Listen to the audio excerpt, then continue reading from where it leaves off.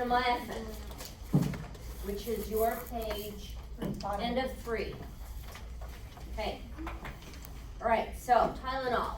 It is for pain and fever. It is for pain and fever. We can only have 4 grams a day. 4 grams a day. So that means that we need to watch other medications that may have Tylenol with them. We're just starting. Okay, so you'd have to watch that. And then what system is damaged by Tylenol? The liver. So what labs would we watch? LFTs. Okay. Okay, then it's allopurinol.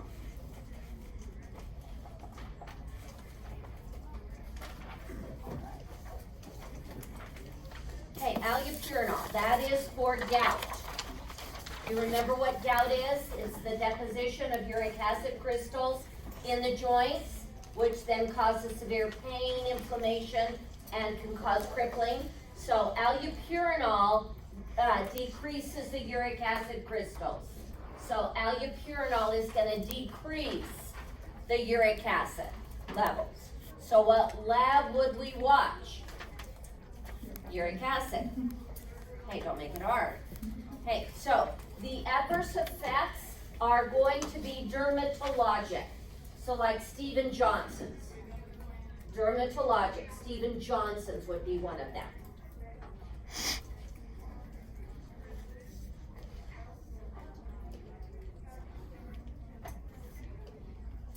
All right, neomycin. Neomycin, it's an antibiotic. It is one of the aminoglycosides. It is one of the aminoglycosides. So what 3 labs do we watch? BUN, creatinine, peak and trough. This is the one that can be given orally to sterilize the bowel. So, yes, you can give it IV. Yeah. To sterilize the bowel? Yes. So it's going to decrease the bacterial count in the bowel so that it would decrease your risk of having an infection after surgery. So most of the aminoglycosides are IV. This one can actually also be given orally. Yeah. So what 2 adverse effects do the aminoglycosides cause? Ototoxicity and nephrotoxicity.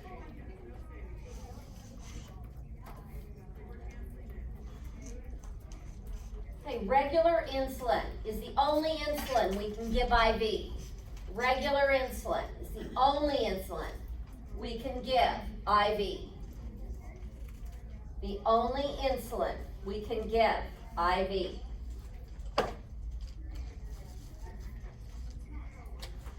Okay, diazepam. Diazepam. It's a lam and pam, so what is it? Benzo. It's a benzo. So all the benzos are going to have very similar actions. They're going to be sedative hypnotics. So they can decrease anxiety. They can put you to sleep. They cause amnesia preoperatively, so they can put you to sleep preoperatively. What pregnancy category? DX. They cannot give it to pregnant women. And this is the drug of choice for status epilepticus. So this is the drug of choice for status epilepticus.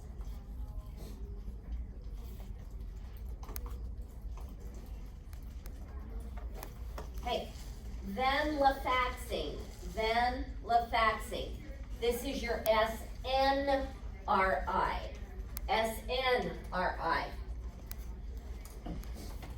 So with all of them, we worry about suicide, ideation, right? All of your antidepressants. So we have our SSRIs, our SNRIs, our MAOIs, and then the TCAs. So this is 1, 2, 3, and 4. So this is SNRI. And how long do our psych drugs take to work? 2 to 6 weeks, so they're not going to work right away. And this one can also cause serotonin syndrome. Can also cause serotonin syndrome.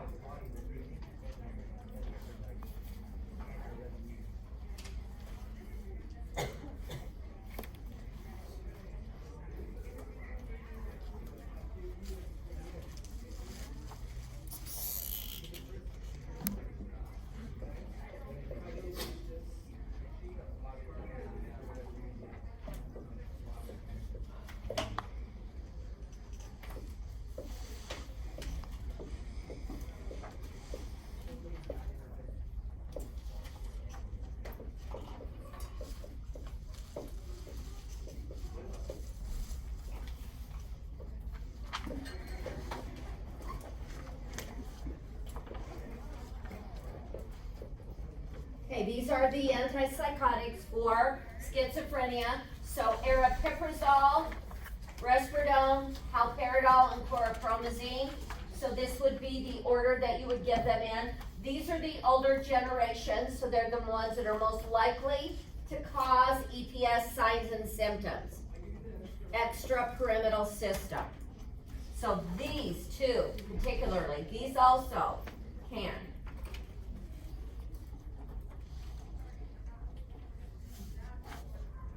So haloperidol, first generation, and then EPS signs and symptoms.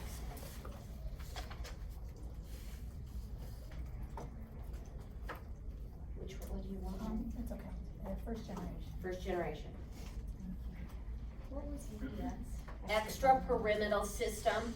That's the bradykinesia, akaesthesia. Yes. So you've got a handout on all of those. Plus, I believe it's on page 287 or 289 in your book. The EPS signs and symptoms. Okay, levodopa, carbidopa. Levodopa, carbidopa. So levodopa is our first drug for Parkinson's disease. Did I forget one? Oh, I think I just missed it. What did you miss? The haloperidol. Haloperidol. That is for, it's an antipsychotic.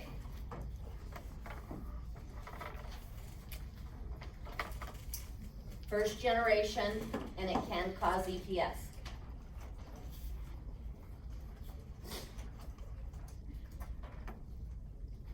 Okay, levodopa. First drug of choice for Parkinson's disease. Can cause orthostatic changes. Can cause orthostatic changes. So we would change position slowly. Patient can get dizzy, they're a fall risk. Patient could get dizzy, they're a fall risk. And it's gonna turn the urine and the sweat a yellowish brown. Turns the urine and the sweat yellow brown.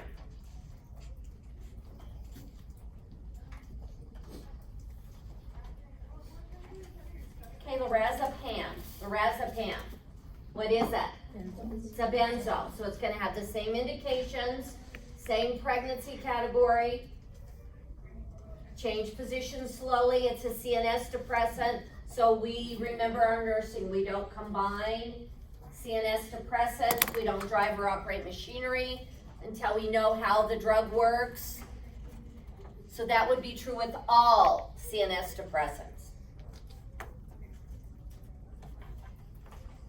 And what is the antidote for benzos? Flumazenil.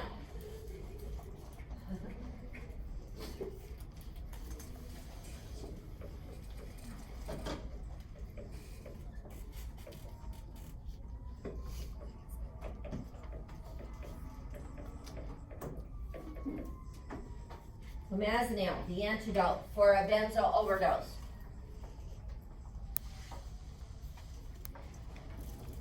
Okay, Paroxetine, vitamin B6. Paroxetine, vitamin B6. It is for a healthy nervous system. The B vitamins are for a healthy nervous system. So we treat paresthesias and neuropathies. Paresthesias and neuropathies. So we know our TB drugs cause neuropathies, and so this one would be able to help with the neuropathies. But you don't give B6 to patient on levodopa. You cannot give it to a patient with levodopa.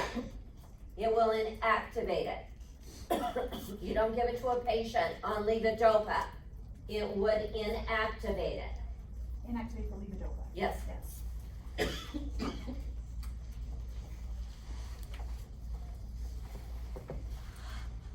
Okay, thiamine. Thiamine is B1. Most of your alcoholics are going to have a deficiency of your B vitamins. Most of your alcoholics will have a deficiency.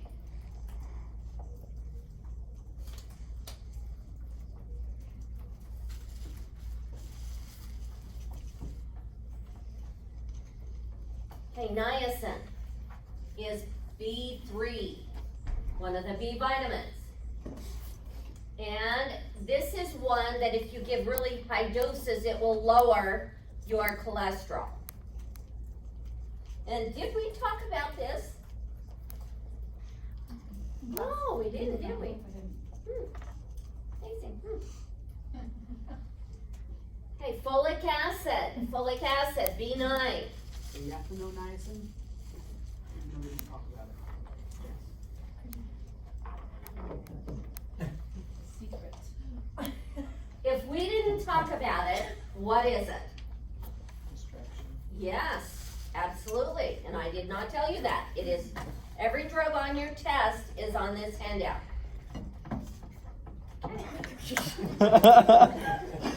Thanks, Carson. So that I do not have students going to people saying, Lona gave us all the answers. Okay? Okay.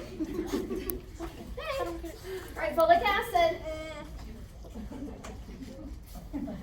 B9. It is for, what happens if you have a deficiency? You have the spina bifida, so it causes the neural tube disorders. So spina bifida or myelomeningocele. We also need folic acid for normal red blood cell production. So if I don't have B9, I'm not going to have normal red blood cells. Can you say that again, please? Yes. So B9 can cause neural tube disorders, and it's necessary for normal red blood cell production. So if I can be anemic if I don't have enough B9.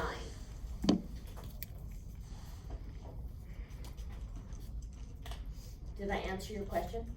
Okay. All right. Atropine. It is an anticholinergic. Anticholinergic. What do anticholinergics do? They dry you out. They dry you out. So we're going to give a little bit of this preoperatively so that the patient doesn't aspirate secretions. And that was one we talked about. Okay, anticholinergic, it's going to dry your secretions. Okay, duloxetine.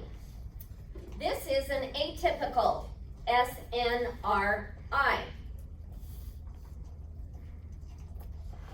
It's a NUR drug. We would monitor for serotonin syndrome.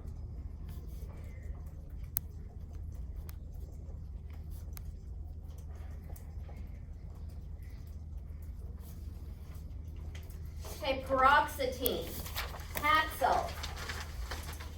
This is an SSRI. So this is our first drug class of choice.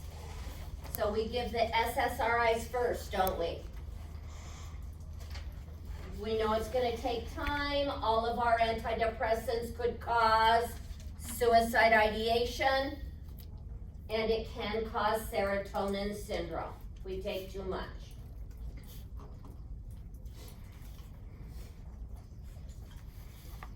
Okay, monitor for serotonin syndrome. First class of drugs that we take are the SSRIs. It's gonna take a couple of weeks for it to work, and we worry about suicide ideation. Okay, phenelzine. This is your prototype MAOI. It's your prototype MAOI. Monoamine oxidase inhibitor for depression. We're only gonna use it if the other two don't work, right? We're only gonna use this if the SSRIs or the SNRIs don't work. You can't have tyramine containing foods.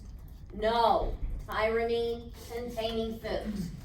So you can have the bun, the relish, the ketchup and the mustard, and even the chili, but you can't eat the hot dog. That's funny.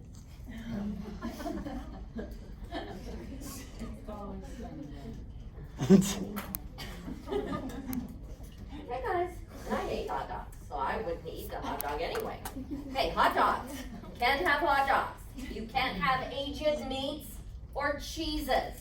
So no pastrami, no bologna, no pepperoni, nothing aged. You can't have Swiss cheese, cheddar cheese.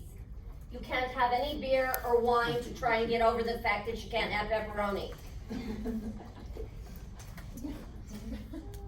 And what happens if you eat a tyramine-containing food? What will it do? It's gonna cause a hypertensive crisis. That's why you can't do it. So we don't want that. Hypertensive crisis. You know how people are writing out hypertension?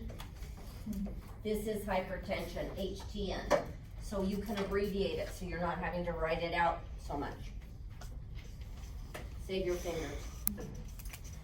Hey, epinephrine. This is the antidote for anaphylaxis. So this is the drug of choice when we have anaphylaxis, is epinephrine. And then what else do we give a patient with anaphylaxis? Benadryl. Benadryl, IV Benadryl.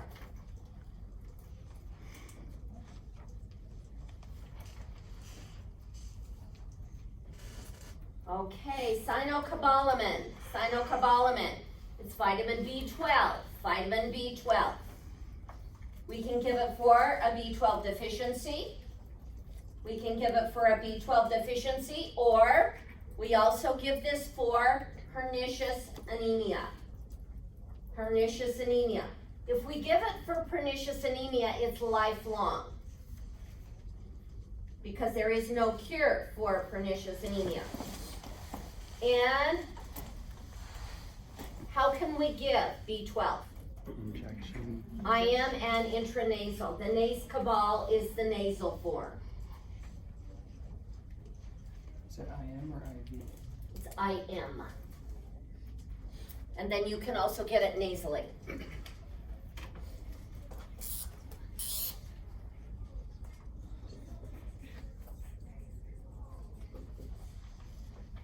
Nobody panic.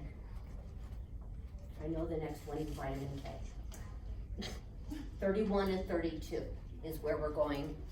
We're doing 22, 23, 31 and 32 together. Okay? All right. So heparin is IV or sub-Q. We're gonna monitor the APTT, and the normal is 25 to 40 seconds. The therapeutic is 50 to 80. The antidote is protamine. And we monitor for bleeding precaution. We're gonna monitor for bleeding. Warfarin. This is PO. We monitor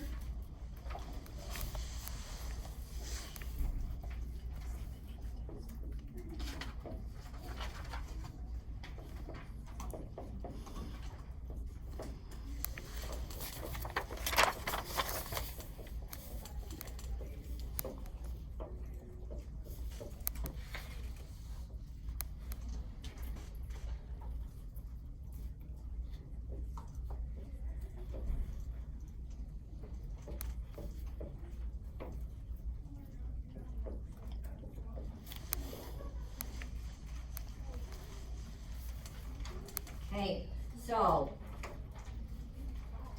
22 vitamin K, antidote for warfarin, right? So the antidote for warfarin is vitamin K. Yes? Luna, on that, INR of less than 1, is that normal or is that? That's the normal. So these are normal. So the therapeutic INR should be 2 to 3.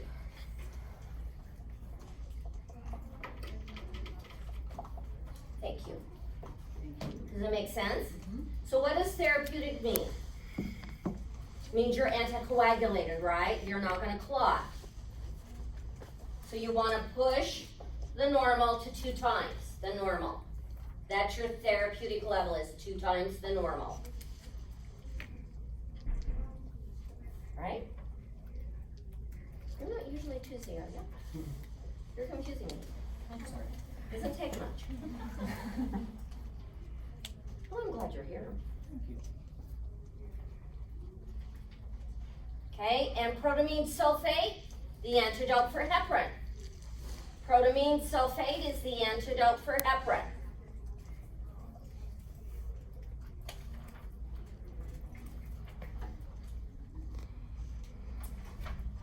Okay, then let's go down to 31 and 32 and finish this.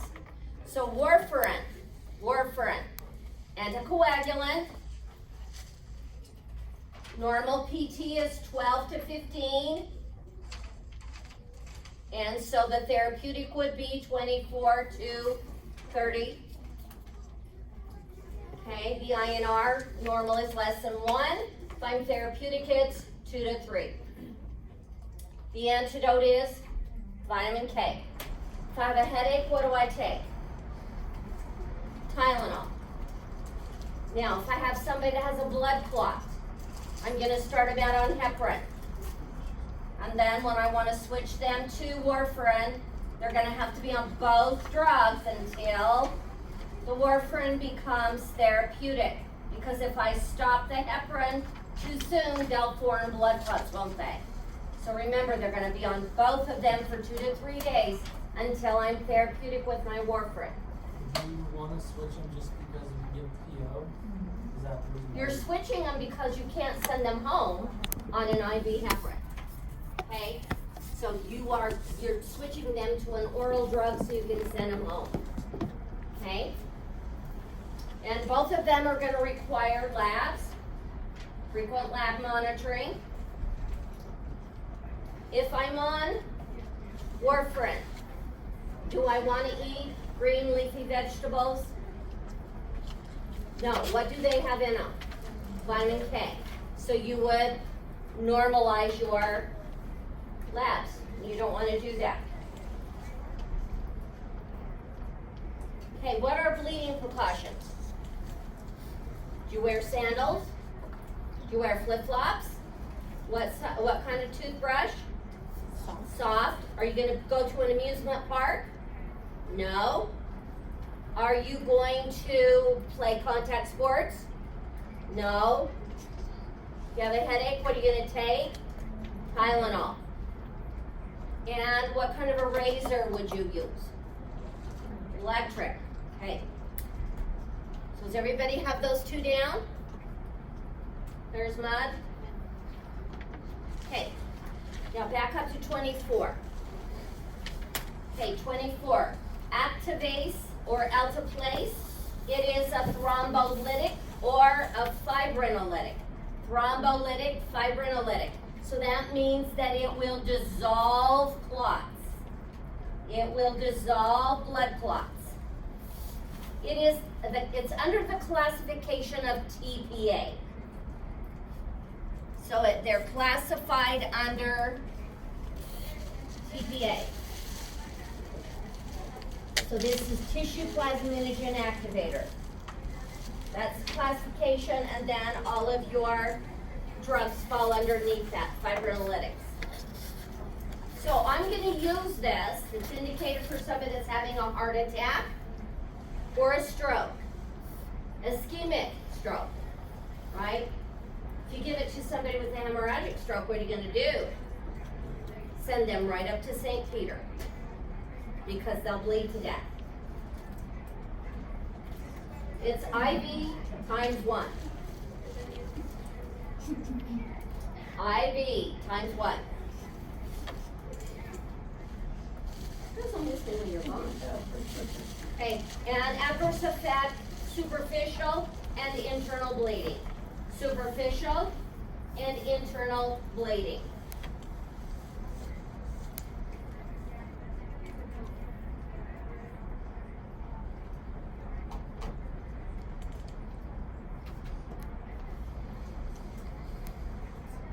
Okay, deferoxamine. Deferoxamine. The antidote for an iron overdose. Antidote for an iron overdose.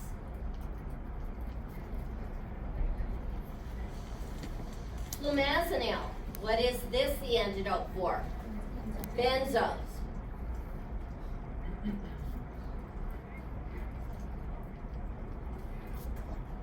Okay, Vitaxol.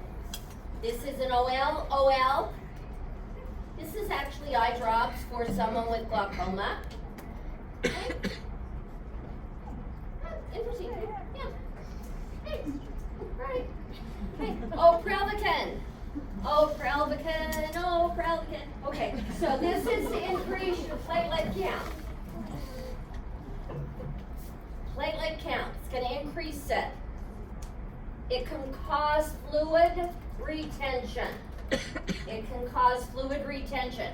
So any of the signs and symptoms of fluid retention would be shortness of breath. It could be pulmonary edema. It could be peripheral edema.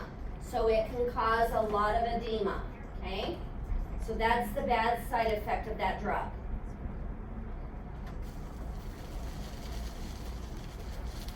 Okay, Epitin alpha. I can't think of a song for that one. Okay, Epitin alpha. It's going to increase your red blood cell count. Increases your red cell. You can only give it if the hemoglobin is less than 12. We only give it if the hemoglobin is less than 12. And we have 3 adverse effects. Hypertension, HTN, hypertension, seizures,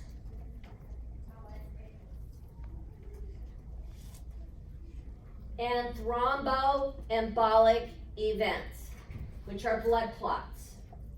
So it could cause a PE, a DVT, a stroke, so it can cause blood clots.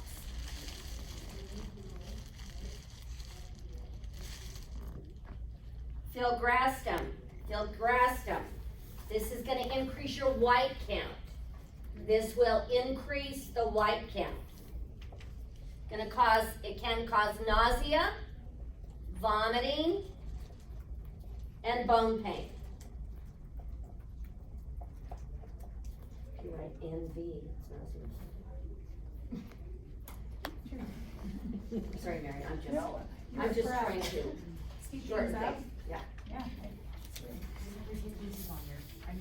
She's watching me. I am, so if when she's finished writing, I know I can go on. She writes pretty fast too. I was gonna say half the time I'm trying to type and you're like going and I'm like, I started done writing this. Okay, so we need to remember if anybody has a low white count, we need to use infection control precautions. So you need to stay away from people that are sick. You want to make sure you cook your meats thoroughly. You don't want to prepare fish or poultry. you don't wanna clean up after somebody that has prepared it. You don't wanna eat fresh fruits and vegetables unless they've been cooked or peeled. Okay, so we're gonna remember all of our infection control precautions, right? Okay, we've done warfarin and heparin.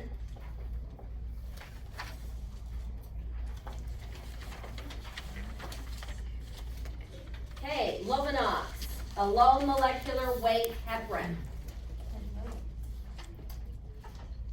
LMWH. Low molecular weight I would heparin. never know what it meant. Right, I know, she gets some and she goes, okay, I've given these abbreviations to me. Okay, okay, you don't need to monitor labs with this, okay? We don't need to monitor our labs with this. It has a very predictable anticoagulant effect. Has a very predictable anticoagulant effect. So we don't need to do labs.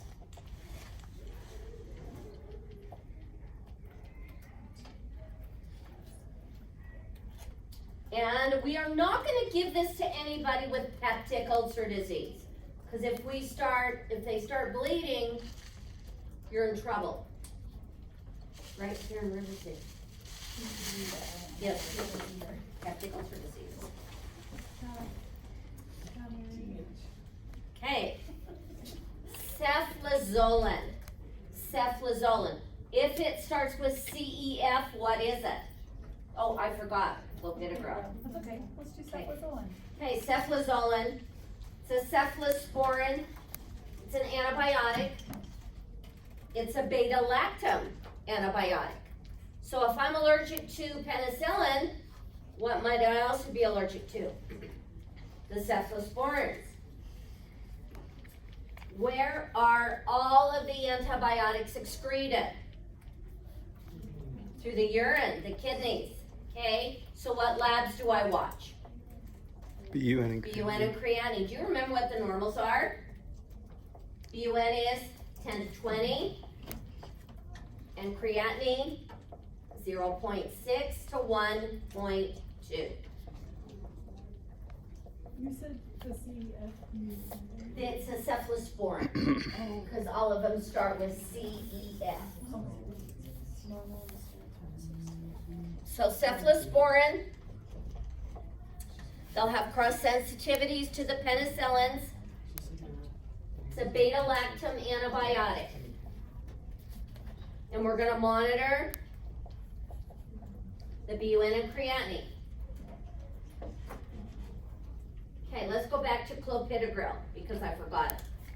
This is Plavix, it's an antiplatelet. It is an antiplatelet. So it's gonna do the same thing that aspirin does, only it's stronger. So it will affect the platelet for the life of the platelet. So it's gonna affect the platelet for the life of the platelet. So it's gonna prevent the clot from getting bigger, and it's gonna prevent the blood from clotting. We're also not gonna give it to anybody with peptic ulcer disease. And we're gonna watch for bleeding precautions. Bleeding precautions.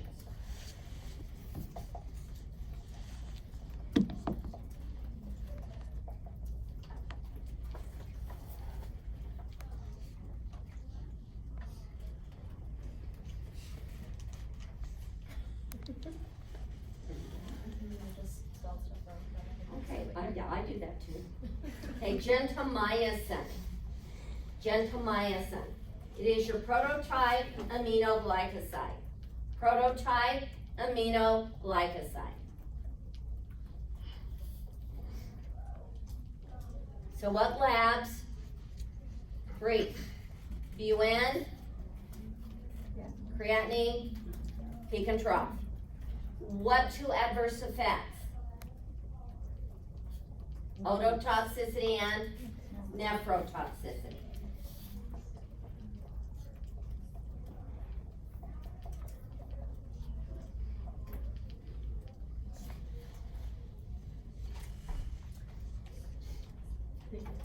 Okay, vancomycin, vanco. This our drug of choice for MRSA. What's MRSA? Methicillin-resistant staph aureus. So MRSA. You know there was actually an antibiotic out that was called methicillin. And all these bugs became resistant to it, so they don't have it anymore. But they still call it MRSA. Because that was your drug of choice for staph infection. And then everybody became resistant to it, so now you can't use it anymore. That's pretty cool, huh? I'm just wondering, right? So it also treats C. diff. It's also the drug of choice for C. difficile. What 3 labs? BUN, creatinine, peak and trough. And this one can cause what? Red man's. Red man syndrome, ototoxicity, and nephrotoxicity. If you get red man syndrome, what are you doing? You're giving it too fast.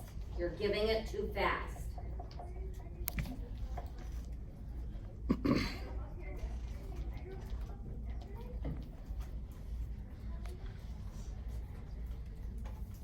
Okay, aztrionum. It's an antibiotic. We could give it for a UTI. We don't use it very often. Hey. Ciprofloxacin. Ciprofloxacin. This is a fluoroquinolone. Fluoroquinolone. Now, fluoroquinolones have a Q in them, don't they? Which means that this drug could cause QT. long QT, right. So if I get long QT, it leads to Torsades de Pointes, sudden cardiac death, and death is bad. Come on, guys. Death is bad. Unless you're anxious to meet St. Peter. I don't know. Okay, so Cipro. This is your drug of choice for anthrax. This is our drug of choice for anthrax. And the black box warning is what? Isn't it muscle or? Tendon ruptures. Yeah. So we don't give it to anybody younger than 19.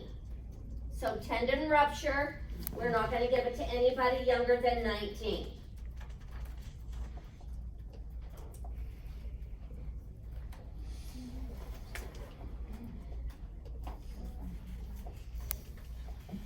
Okay, tetracycline. Tetracycline.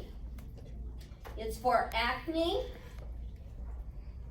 and H. pylori. So Helicobacter pylori, that's that bug in the stomach that causes almost 100% of GI bleeds. And so this is one of the antibiotics that will kill that bacteria. H. pylori stands for Helicobacter pylori. Okay, lots of stuff with this one. Stay away from dairy. No dairy. No antacids. No dairy. No antacids.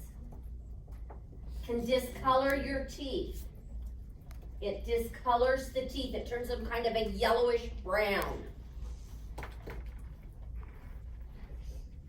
We will not give this to children less than 8. No children less than 8. And it causes photosensitivity. So no sun and no tanning beds. Photosensitivity. No sun, no tanning beds.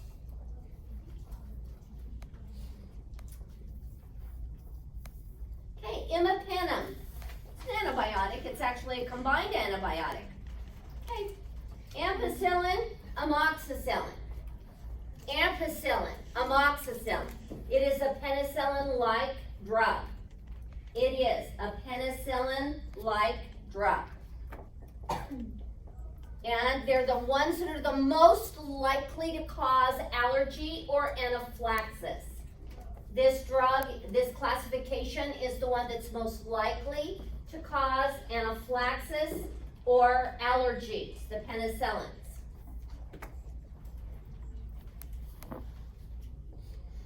Okay, herbal medicine. It's defined as being outside the mainstream medicine. outside mainstream medicine.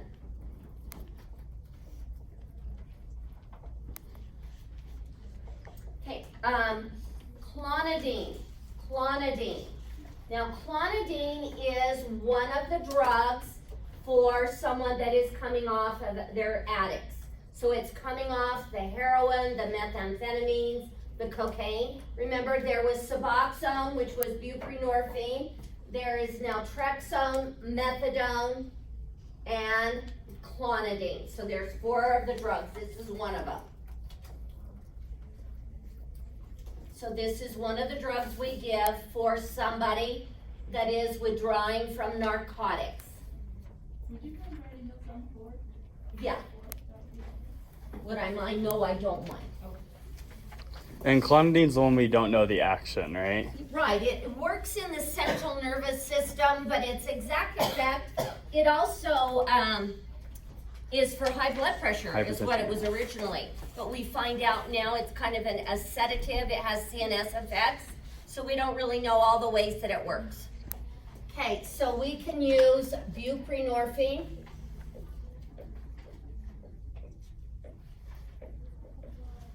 Which is Suboxone.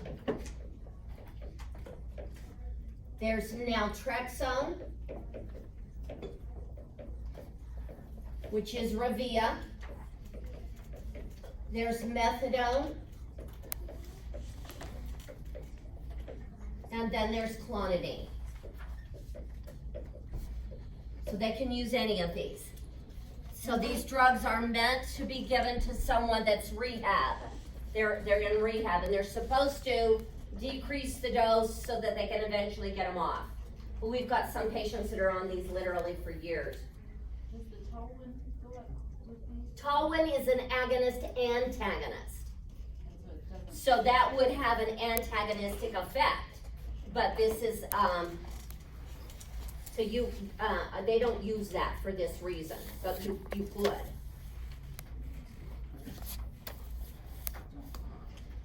That's a good question.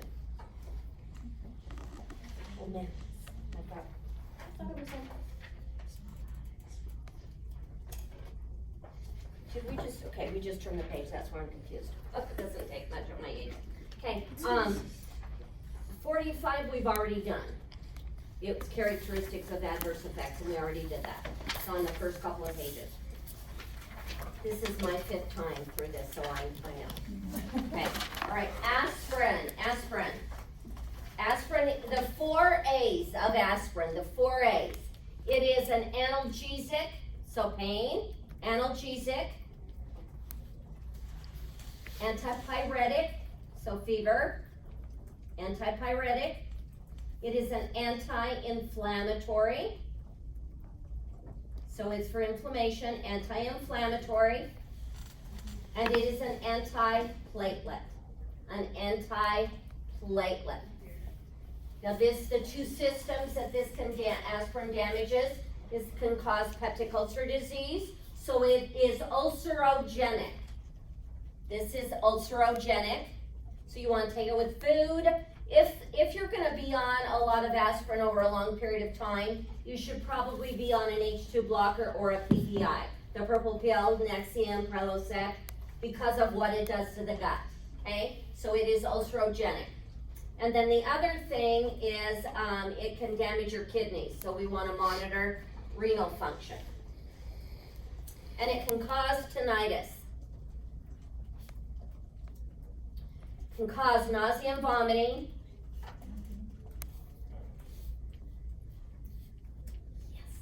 Yes. You don't give it to children less than 19 because of Reye's syndrome, or Reye's, whatever you want to say it is. R-E-Y-E-S, Reye's syndrome. Under 19, did you say? Under 19. How do you, what was the syndrome again? Reye's, R-E-Y-E-S, Reye's syndrome. It's a multi-system disorder that is attributed to aspirin in children, especially if they have a viral illness. We don't really know why that happens, we just know it does, or that it can. Okay, MRSA, we already talked about this guy. So where are the two places we could find this. In the hospital and long-term care facilities. Two most common places where we get this guy.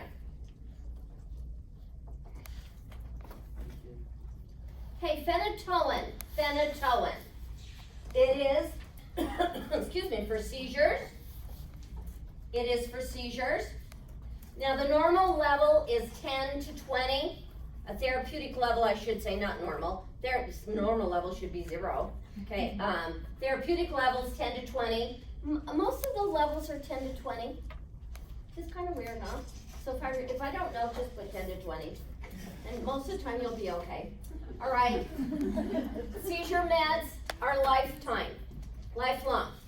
Take them lifelong. Okay, when we take it orally, the 2 adverse effects to watch for are going to be gingival hyperplasia. That's where the gums grow up over the teeth. So gingival hyperplasia, where the gums grow up over the teeth. And then the other one is agranulocytosis. So that's a low white count. Agranulocytosis is a low white count. So if your patient on seizure meds keeps having infections, it's because you go and check their white count, because that drug is doing it, it's causing it. Now if I give it IV, it is only compatible with normal saline. This is only compatible with normal saline. And it can cause bradycardia and hypotension. Bradycardia and hypotension when you give it IV. NS only, bradycardia, hypotension. Okay, let's take a break. Rest your hand. How do you write